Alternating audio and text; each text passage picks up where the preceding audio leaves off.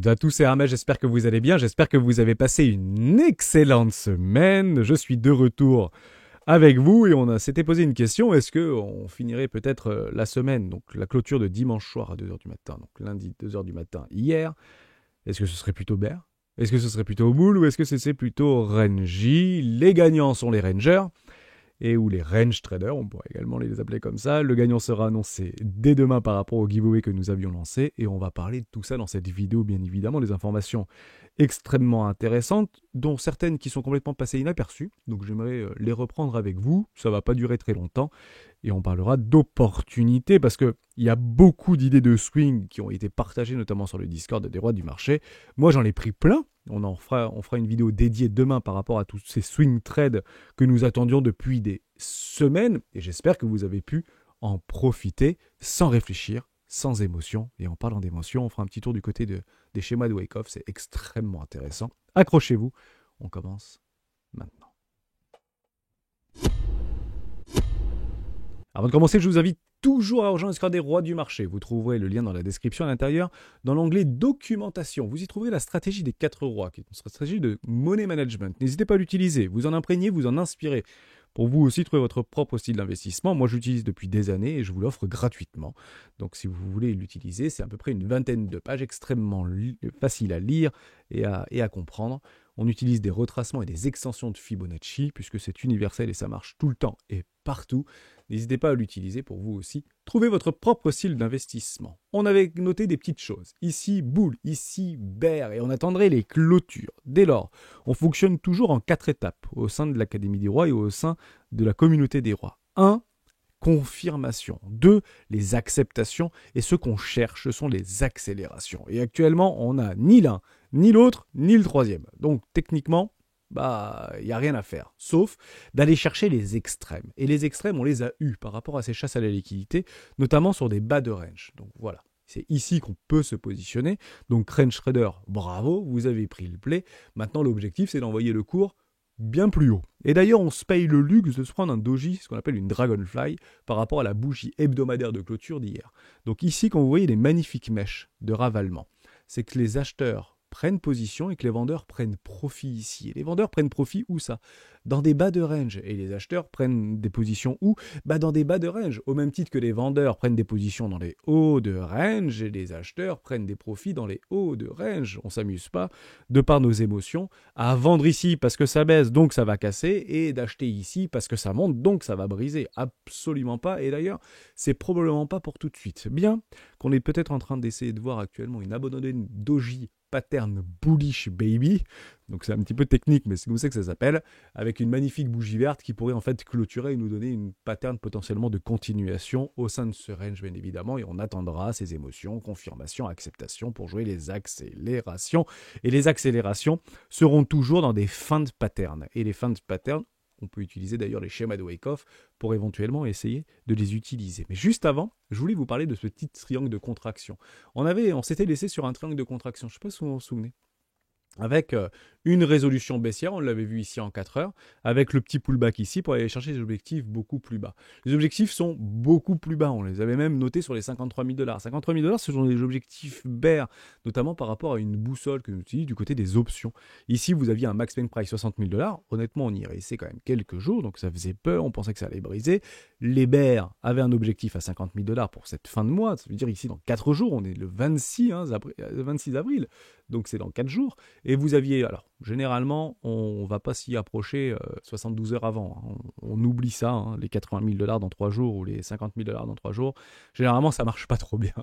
Donc, mais vous aviez des boules qui étaient sur les 80 000 $ et c'était plutôt intéressant d'aller les jouer, hein. Et puis le max main price 60 000 $, donc on revient dans ces ranges. Et généralement, quand on accepte les max main price, c'est qu'on est bien dans des ranges. Alors ça peut être des ranges intercycles sur des plus petites time frames, mais concrètement, c'est clairement ce qu'on peut jouer. D'ailleurs, si on veut aller un tout petit peu plus loin, on peut prendre celle du 31 mai, ici avec pas mal de choses qui sont sur les 65 000 $. Alors, donc on pourrait se rapprocher toujours aux alentours des 65 000, 70 000 $ pour la fin du mois de mai, hein, et celle les men go away, et derrière avec un objectif de strike price sur les 80 000 $ du côté des boules et du 50 000 $ du côté des bears, ça ne change pas. Ce qui commence à changer, c'est plutôt du mois de juin, avec des complétions par rapport aux options. Ici, on a un max price à 45 000 $, avec des boules sur les 75 000 $ et des bears sur les, c'est assez étonnant, 60 000 $ par rapport à des positions qui ont été prises ici. Donc, on l'expliquera plus tard ce que ça pourrait éventuellement correspondre. Je pense que ça va changer parce qu'il y a une relocalisation par rapport aux options qui sont prises de façon perpétuelle. Donc logiquement, ça devrait changer à l'expiration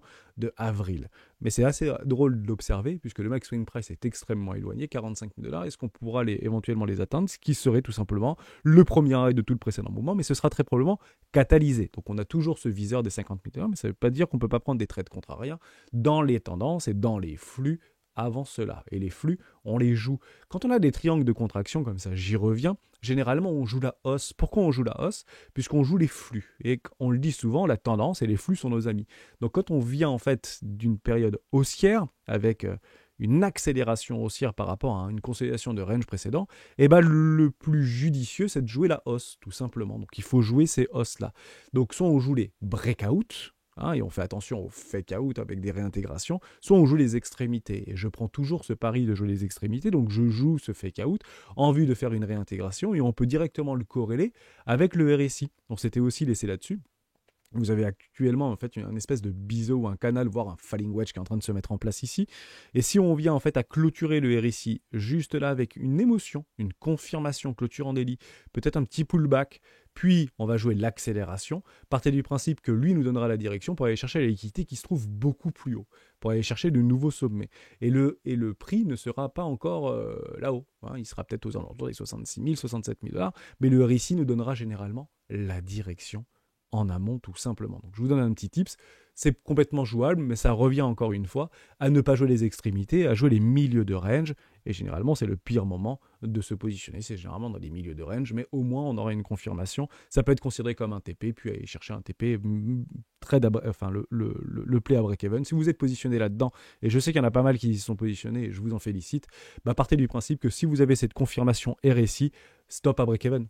Tout simplement, donc vous remontez votre stop au niveau de votre trade. Donc je le fais un peu comme suit, vous allez chercher les 77 000 $, j'en sais rien.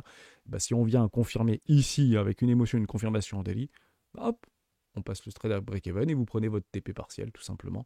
Ça peut être extrêmement intéressant de le jouer comme ça. L'objectif, c'est pas d'avoir raison. L'objectif, c'est de gagner et bien évidemment de se couvrir et mettre un stop à break-even. C'est une forme de couverture et payez-vous la récompense d'un travail bien fait.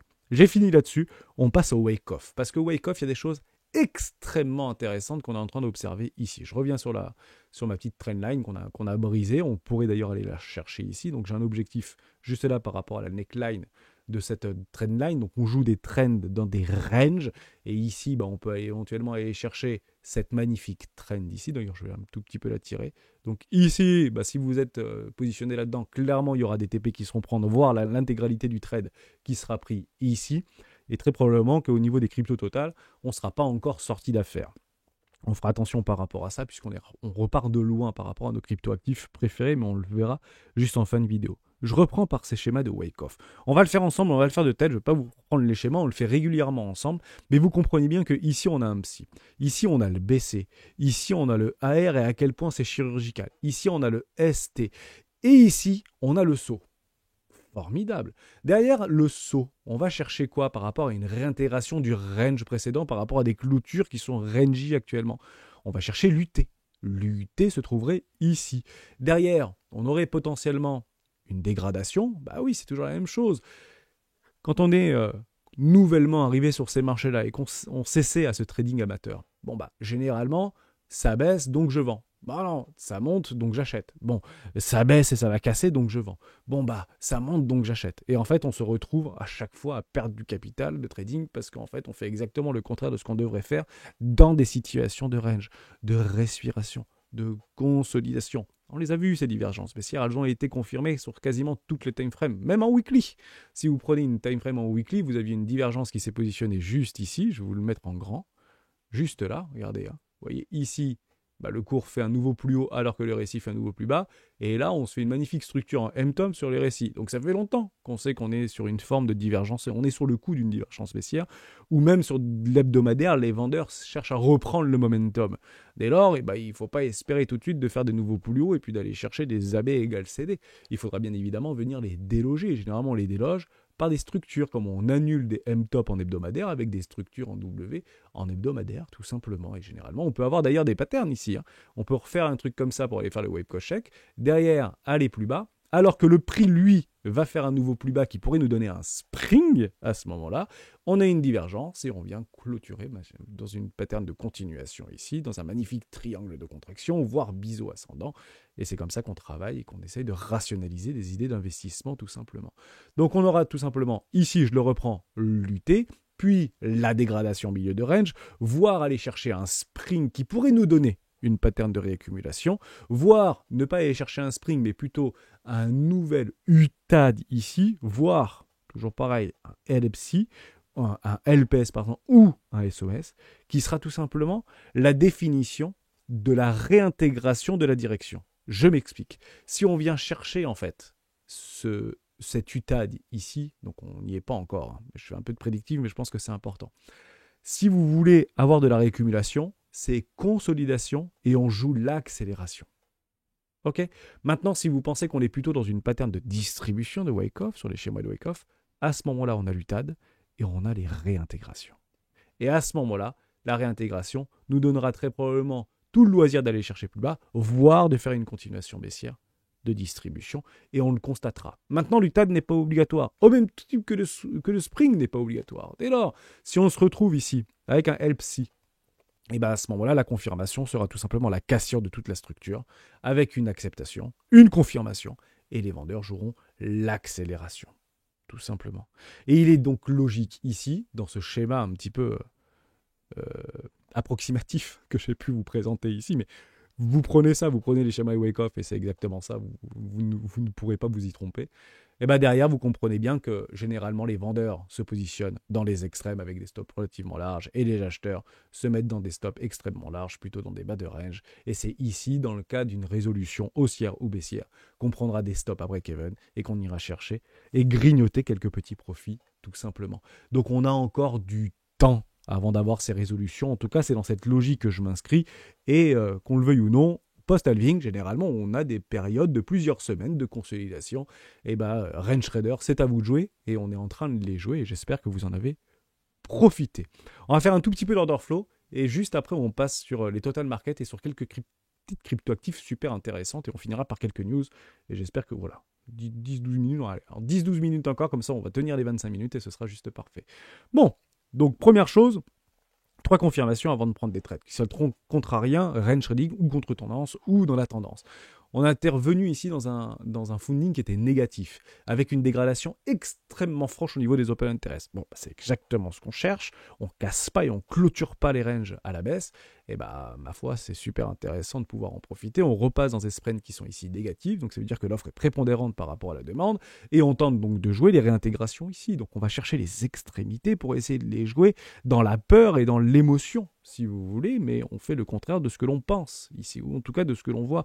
On pense que ça baisse, ça baisse, donc ça va craquer, et bien non, ça se retourne tout simplement, et on a bien évidemment liquidé des millions, voire des milliards de dollars d'open interest. On parle ici de 20 milliards de dollars sur le crypto total et juste 10 milliards de dollars sur l'ensemble des altcoins, et on va les voir juste après, soit dit en passant. Bon, funding négatif, on revient dans des magnifiques propositions de confirmation d'order flow pour pouvoir prendre des trades ici, dans des bas de range, c'est juste formidable. Il ne faut pas se poser de questions, il faut agir en fait. Et j'espère que vous avez été nombreux à agir ici, bien que ce n'est pas encore gagné, mais c'est clairement dans ces conditions-là qu'on agit. On a une dégradation encore une fois au niveau des open interest juste ici, et du côté des poches de liquidité, parce que c'est clairement ce qu'on doit jouer, les poches de liquidité, elles se trouvent toujours au nord, aux alentours des 74 000 $, voire beaucoup plus haut, jusqu'aux 77 000 $. Et là, j'utilise moi un petit site qui s'appelle Descent Trader, et jusqu'ici, pour moi, ce sera la fin de mon trade que j'ai pris, et j'en ai repris quelques-uns d'ailleurs, sur pas mal, notamment sur le Litecoin, qui m'a donné la possibilité de re-rentrer en swing spot, mais on le verra plutôt demain, ici sur les 76 000 $. Alors pourquoi moi je ne prends pas toujours l'intégralité du gros truc ici? Parce qu'en fait, ça suffirait d'aller chercher, on l'a vu juste avant, un UT, d'accord? Pas l'UTEL, mais l'UT, pour aller en fait tout simplement défendre des prix d'entrée par rapport à des grosses swells qui se sont positionnés là. Et généralement, quand on dit ouais, c'est bon, c'est gagné, on va tous les exploser, bon, on les explose pas et on se fait retourner dans le bas de range. Donc moi, j'utilise plutôt Je suis pas quelqu'un de gourmand, je me pose juste avant.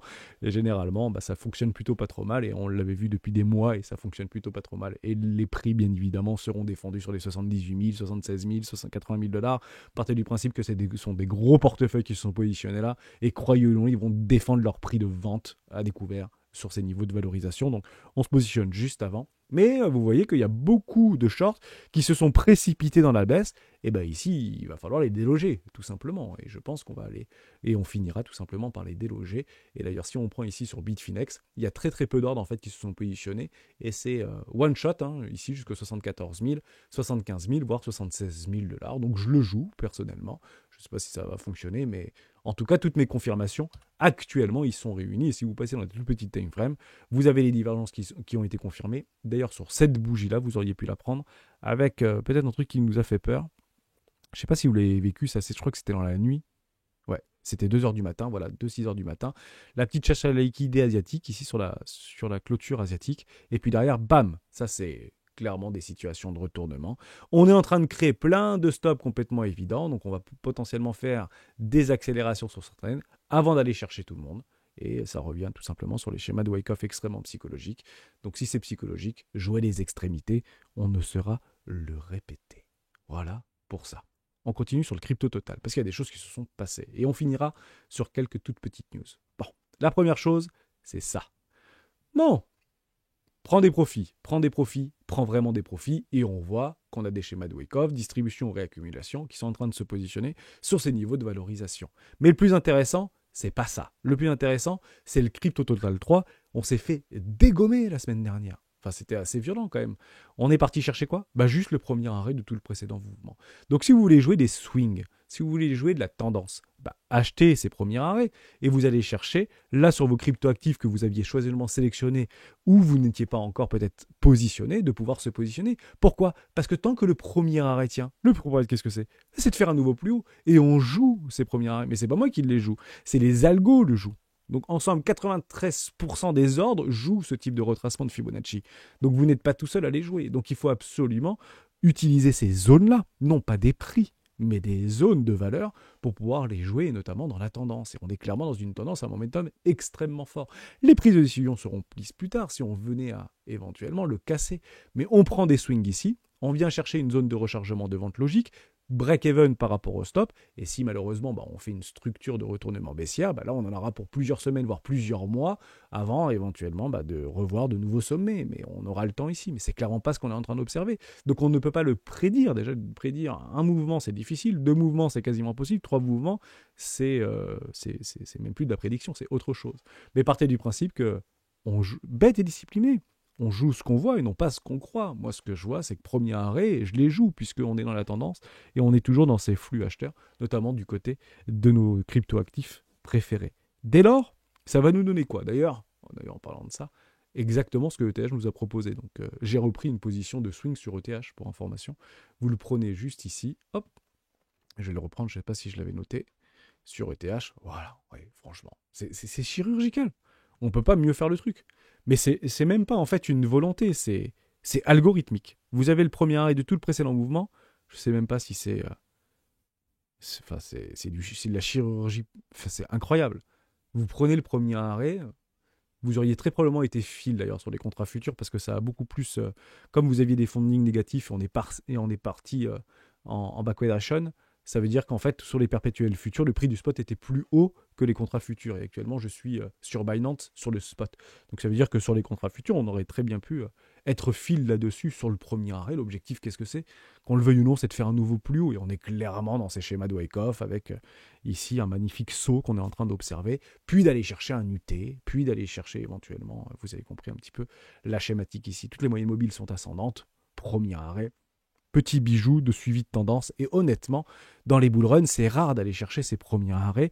Donc c'est clairement le cadeau post-halving, j'ai presque envie de vous dire. Je ne dis pas que ça ne peut pas aller plus bas. Je dis juste que si on joue le swing, c'est clairement ce qu'on doit jouer. Et c'est clairement ici qu'on doit le jouer.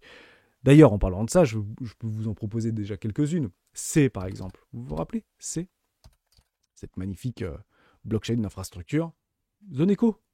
Boum, Eco Class. On vient chercher... un espèce de Très psychologique, avec une volatilité complètement délirante. En même temps, il n'y a pas beaucoup de tokens qui ont été libérés depuis le lancement de cette blockchain il y a un peu moins d'un an de cela, je crois qu'il y a quelques mois. Derrière Zoneco, ça ne se réfléchit pas. 618, on est dans le trade, on coupe la position en deux systématiquement. Je me suis positionné. On se positionne là-dedans. Je dis une bêtise. Je veux mettre 100 balles là-dedans sur un trade, même pas sans levier, hein, ou 1.5 de levier, ou 1.2, allez, peut-être levier x2, c'est en fonction des plus féroces d'entre vous. Mais même sans, moi je fais plutôt alors je vais sur des contrats futurs, mais je mets pas de levier. Je mets très très peu de levier, soit dit en passant. Ça ne veut pas dire que j'en mets jamais. Sur Atom Cosmos, j'ai repris un trade à levier, mais je vous en parlerai demain. Et pourquoi je l'ai pris. Derrière ici, premier investissement, ou premier trade, première entrée, et je divise en deux, et puis si ça vient éventuellement aller chercher beaucoup plus bas, je prends une deuxième entrée là-dedans, et puis derrière, let's go. Un trade, magnifique trade dans la tendance. Zone Echo, je suis dans le train, je suis super content. TIA, ça fait combien de temps qu'on voulait rentrer dans TIA, dans Celestia? On dit Celestia, c'est génial, c'est l'avenir, c'est je sais pas quoi. Mais il nous donne la possibilité de rentrer dans une zone Echo. Je suis bien sûr TIA, zone Echo. On réfléchit même pas. C'est pas ici qu'on achète. C'est pas ici qu'on achète. C'est pas ici qu'on achète. Et d'ailleurs, c'est pas ici qu'on achète. C'est dans les zones éco. Et on tirera notre Fibo jusqu'à ce que mort s'en suive. Et ça finira de toute manière, à un moment donné, revenir dans une zone de rechargement éco, notamment par rapport à la capitalisation et par rapport à la volatilité adjacente de ces marchés de cryptoactifs. Il faut les comprendre comme ça et il faut les valider. J'accepte d'ailleurs de ce que je suis en train d'expliquer. Donc, zone éco, ça se réfléchit pas. TIA, c'est dans la boîte. Vous continuez avec Ordi, les ordinals. Très bullish d'ailleurs, il y en a beaucoup qui sont très bullish et je m'inscris dans cette logique par rapport au BRC20. Zone éco, je ne le trace pas, mais vous avez compris qu'on est dans une zone éco, c'est juste formidable, tout vaut zéro. AXL, on en a parlé aussi il y a quelques temps de AXL, Axelar. Pareil, c'est ici qu'on achète? Non. C'est dans les tech profits qu'on achète? Non. Donc vous prenez des massifs profits et vous jouez la tendance. Ici, on vient, je dis en passant, on n'est pas allé chercher la petite zone de liquidité, comme quoi il y a quand même des wells qui défendent leur prix d'entrée. Ça me fait penser à vous prenez d'ailleurs Solana en 2020. 2020-2021, ça ressemble un petit peu à ça. Bon, pas de question à se poser. Zone éco, c'est parti. Et on le coupe en deux. On peut prendre investissement ou position une ici.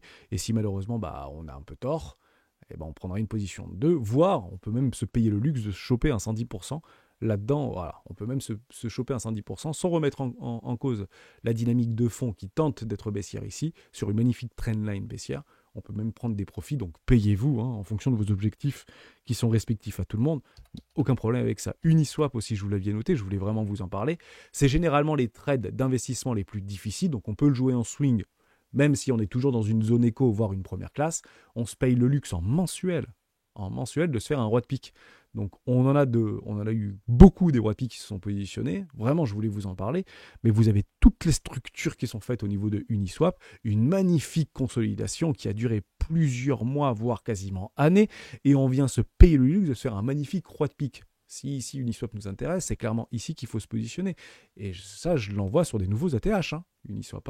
Ça part dans des extensions de Fibonacci et j'ai un objectif de cours à 170 $ pour Uniswap. Ça fait rêver, mais clairement, je prendrai des profits avant. Et d'ailleurs, les profits ont déjà été pris pour information à cette position donc, est validée.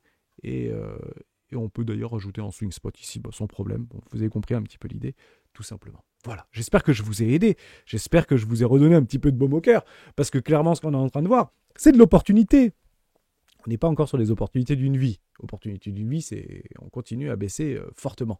Mais on est clairement sur les opportunités. On les attendait, ça fait des semaines qu'on en parle, et maintenant qu'elles sont devant nous, et encore mieux, à quel point Bitcoin est fort. À quel point Bitcoin est féroce, à quel point Bitcoin ne nous laisse même pas la possibilité d'aller chercher un premier arrêt, alors que toutes nos cryptoactifs préférés, en passant par Uniswap, perdent 50%, voire 60% pour d'entre elles. TIA, c'est moins 66% par rapport à son précédent high. Vous imaginez, en l'espace de 4 jours, TIA a perdu 70% de sa valo quasiment, de sa capitalisation, en tout cas de son price action. C'est de l'opportunité. Donc on ne va pas chercher les ATH, on attend les creux, on a les creux, autant les jouer, évidemment. Ça ne veut pas dire que ça y est, on va tous devenir millionnaires. Mais il faut à un moment donné rester cohérent par rapport aux structures qui nous a été données préalablement. Les tendances sont faites. On est passé d'un cycle de range à un cycle de tendance. Et ça, il ne faut pas l'oublier. Elles sont ici. On est donc bien passé ici sur des time frames en trimestriel. Ce n'est pas des petits time frames, c'est de la trimestrielle. Bon, d'ailleurs, on ne remet même pas en cause, sur n'importe quel de nos cryptoactifs, on ne remet même pas en cause la bougie précédente mensuelle. Franchement... Enfin, c'est super bullish ce qu'on voit.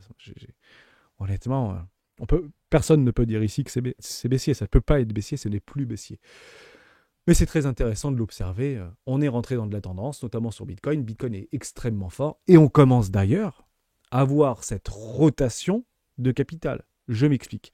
Bitcoin, moins volatile. Il est RNG. Mais qu'est-ce qui est en train de se passer du côté, en fait, de l'autre côté du miroir?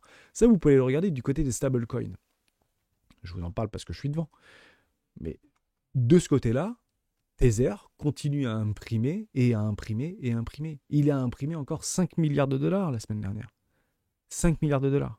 Donc pendant que l'émotion était à son comble, au moment où les questions commençaient à ressurgir, Tether imprime 5 milliards de dollars. Et c'est toujours la même chose. 1 Bitcoin, 2 stablecoin, 3 alt season. Et on est en train de préparer le alt season. Ceci est la préparation du alt season. Voilà. Donc accrochez vos ceintures parce que c'est pas rouge ce qu'on est en train de voir. C'est plutôt vert. Vous allez me dire oui, mais c'est normal puisqu'il y a beaucoup de ventes qui ont été exécutées, notamment des liquidations. Donc on est passé dans les stablecoins. Oui, mais on le voit également sur les stablecoins qui sont déjà en fait sur ce marché-là. On a pris quelques petits points de pourcentage, tout simplement. On avait repris 28% au niveau des stablecoins. Donc d'ailleurs, on a une magnifique résistance ici dans ce magnifique biseau. J'espère qu'on va continuer à la ranger, voire aller chercher un excès final. Je suis impatient de l'observer, tout simplement. D'ailleurs, à quel point les Fibonacci fonctionnent toujours et partout. On n'est vraiment pas très très loin de cette 786 par rapport au retracement Fibonacci. Il y aura des arbitrages qui seront faits ici, mais ça ne veut pas dire que ça va forcément être extrêmement baissier. C'est par rapport à l'inflow qui va être exercé par rapport à ce marché. Et actuellement, Tether au niveau des capitalisations totales des stablecoins, eh ben c'est pas baissier, c'est plutôt haussier. Donc il faut continuer à l'observer de cette façon-là. On aura d'ici un mois probablement le refus des ETF au comptant, notamment sur Ethereum. Mais il faut comprendre que ce sera très probablement que partie remise, puisque on sait d'ores et déjà que très probablement ce sera validé. Ce sera validé encore une fois par rapport à des décisions juridiques. Donc ne regardez pas ça, je vous le redis parce que je le vois beaucoup passer sur pas mal de réseaux, notamment sur Twitter. Ne regardez pas ça, regardez plutôt du côté des actions juridiques, des actions en justice États-Unis. Ça, en fait, on s'en fiche complètement. En fonction d'une décision de justice, tout ça, ça va se remettre en ordre et ça va se remettre en ordre relativement rapidement. Côté des ETF au comptant Bitcoin, à ce moment-là, 60 millions de dollars pour le vendredi. Franchement, on a bien fini la semaine. Ça nous permet de tenir les clôtures, notamment dans nos ranges. Maintenant, on attend encore de l'inflow, et encore de l'inflow, et encore de l'inflow. Je vais être très clair là-dessus. Bon, on va faire une vidéo un petit peu plus longue que prévu, mais je pense que c'est important. Ne pensez pas que la smart money que les institutionnels sont en train de vendre actuellement massivement. Ils prennent des profits, oui. Mais l'objectif, c'est de le vendre beaucoup plus haut. Pourquoi beaucoup plus haut? On parle ici de 15 000 milliards de dollars de fonds sous gestion. Sur nos amis qu'on est en train d'observer devant nos yeux. Généralement, la bonne location par rapport à des investissements très spéculatifs, c'est entre 1 et 2%.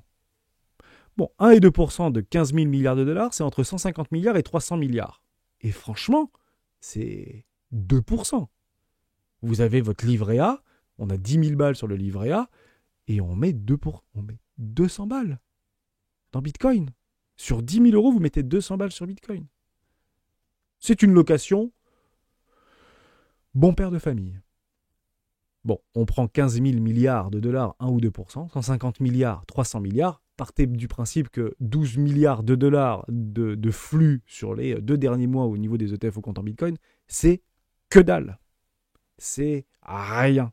La smart money va tendre sur les 150 milliards et sur les 300 milliards. Et ils vont investir massivement, notamment dans la publicité, pour faire venir un maximum de personnes sur ces ETF au comptant Bitcoin. Et quand on sera à 150 milliards de dollars, on va commencer à prendre des profits. Et pas qu'un peu. Mais vous allez le voir dans le schéma de la crypto-monnaie. On aura des x5, on aura des x10, on aura très probablement des x50 sur certains de nos cryptoactifs préférés. Et toutes les planètes vont s'aligner comme suit. Toutes les structures sont faites. Il n'y a plus de questions à se poser. L'objectif maintenant pour eux, donc BlackRock, ARK Invest, Fidelity, Franklin, c'est d'envoyer Bitcoin dans la Lune. 150 000 à 300 milliards de dollars, ce qui fait en fait un ratio grosso modo entre 900 milliards de dollars et 2000 milliards de dollars de capitalisation supplémentaire. Donc on va se le prendre ensemble. Par rapport à ces 2000 milliards de dollars supplémentaires, vous prenez 1,3 et vous rajoutez 2000 milliards, tout simplement. Donc ça fait à peu près, 2000 milliards, ça ferait 2,3 milliards, 3,2 milliards à peu près. Voilà. Ça, c'est le minimum. Et je vous parle juste des ETF par rapport au flux inflow qui devrait rentrer dans ces ETF. Je ne vous parle même pas du reste du monde. Je ne vous parle même pas de nous ou des futurs spéculateurs nouveaux cryptophiles et bitcoiners maximalistes. Je ne vous parle même pas d'eux. Je vous parle juste là des ETF qui devraient déjà nous planter 2000 milliards de dollars supplémentaires en termes de capitalisation. Pour les excès, eh ben, ce sera un petit peu plus tard, tout simplement. Voilà. J'espère que j'ai été clair par rapport à ça et je réaffirme ma position qu'on est au début de quelque chose de très probablement très... comment on peut dire ça très prometteur. Voilà. On continue avec les résultats des entreprises. On va commencer d'ailleurs notamment avec Tesla, on va commencer avec SAP. Vous aurez toujours, le dernier c'est toujours Apple, on en parlera plutôt fin de semaine. Vous avez Roku, vous avez Intel, vous avez Snapchat, vous avez Microsoft également pour jeudi. Donc ce sera très catalysé par rapport à toute l'année. Généralement, les analystes financiers parviennent sur les 2 premiers quarters en fait, à donner toute la dimension de l'année. Donc ça, c'est extrêmement important. C'est peut-être une des plus importantes. La plus importante, ce sera le 2e quarter. Voilà. On sait si l'année est réussie ou si l'année est perdue en fonction du 2e quarter. Donc là, on aura éventuellement le prologue. Il faudra prendre des décisions correctives si jamais on est un petit peu en deçà des attentes, notamment du marché. Et généralement, le 2e quarter souligne. Et quand on souligne, on a plein d'informations qui sont extrêmement intéressantes. Notamment celle-là, puisqu'il y a beaucoup de planètes qui pourraient s'aligner. On était parti sur le 2e quarter 2023 par rapport à l'année du réel. On pourrait peut-être partir sur l'année 2e quarter 2024 par rapport à l'année du réel, qui pourrait remettre en cause, qui ne remettrait pas en cause les objectifs par rapport au plan de la smart money, par rapport aux cryptoactifs et ses ruptures technologiques, mais plutôt par rapport au reste du marché. Et ça, c'est peut-être un petit peu moins positif. Pourquoi ? Parce que la courbe des taux est inversée depuis plus de 500 jours. Nous avons vu cela 3 fois dans l'histoire, 2008, 29, 74. Tous les 3 étaient un crash boursier de plus de 50%. Bon, alors... Vous voulez que je vous donne le signal ? Le signal, je vous le donne. Vous avez bien eu raison de rester jusqu'à la fin de la vidéo. Lorsque vous voyez cette ligne bleue, continuez d'ailleurs, je vais la mettre en bleu. Voilà, ça c'est le taux sur le marché secondaire à 10 ans américain. Si celle-ci vient à passer au-dessus de cette ligne noire, à ce moment-là, le marché craque. Voilà, vous avez vraiment le signal, c'est quand la courbe des taux directeurs décidés par la Fed passe en dessous des taux secondaires au marché des taux obligataires américains, à ce moment-là, ça c'est un signal de crack imminent. C'est-à-dire imminent, c'est maintenant, hein, c'est imminent. Et actuellement, on ne l'a pas, et on ne l'a pas depuis très longtemps, soit dit en passant. Voilà, tout simplement. Donc pour l'instant, pas de crack. Mais si vous le regardez en fait précédemment, on avait fait beaucoup de ces travaux-là précédemment, à chaque fois en fait qu'on avait cross tout simplement cette ligne noire sous la ligne bleue, crac. Et un crack, des gros cracks, soit dit en passant. Donc on peut faire attention par rapport à ça. Je continue avec ça, c'est juste formidable. Ça, c'est passé complètement inaperçu. Moi, j'ai trouvé ça plutôt intéressant. Joe Biden, toujours en pleine campagne, annonce un nouvel effacement de la dette étudiante pour 277 000 Américains à coût de milliards. Donc on parle ici de, je ne sais plus combien, milliards de dollars.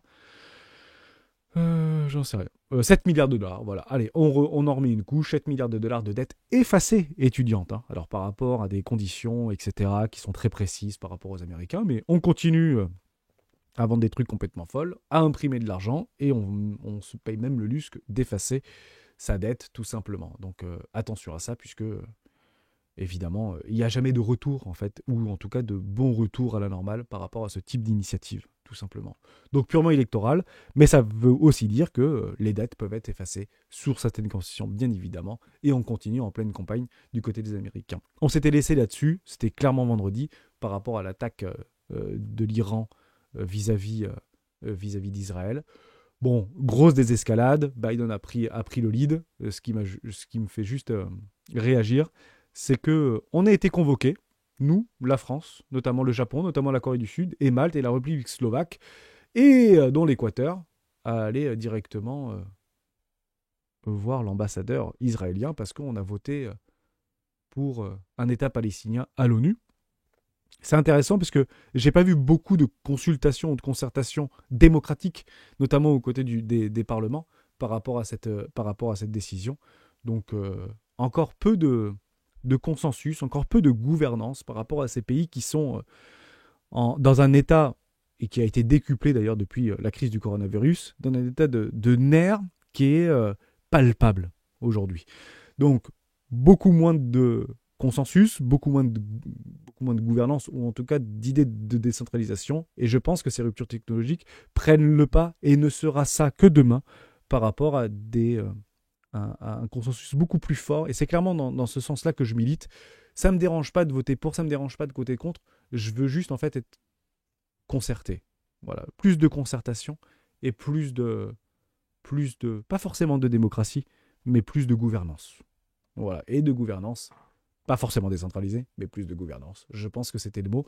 Et je suis quand même très heureux d'observer une forme de désescalade quasi immédiate par rapport à la réponse de l'Iran vis-à-vis d'une attaque israélienne précédente. Donc, ce qui avait un petit peu catalysé au niveau de nos marchés par rapport à une prise peut-être un petit peu de panique, qui est tout simplement, et je le dis et je finirai là-dessus, un prétexte. Si vous êtes un trader de news, vous ne jouez pas les news, vous jouez les prétextes. Et ces prétextes sont systématiquement, voire quasiment systématiquement, retournés. Merci à toutes et à tous d'avoir suivi cette vidéo jusqu'au bout. Un tout petit peu longue, je m'en excuse, mais j'espère que c'était une bonne reprise pour chacun d'entre nous. Et on se retrouve demain avec pas mal de trades qui sont encore prenables actuellement, et il faut vraiment en parler, puisqu'il y a des magnifiques petites crypto-pépites qui sont en train de se positionner convenablement dans des zones que nous avions tant espérées il y a maintenant quelques semaines en arrière. On en parle demain.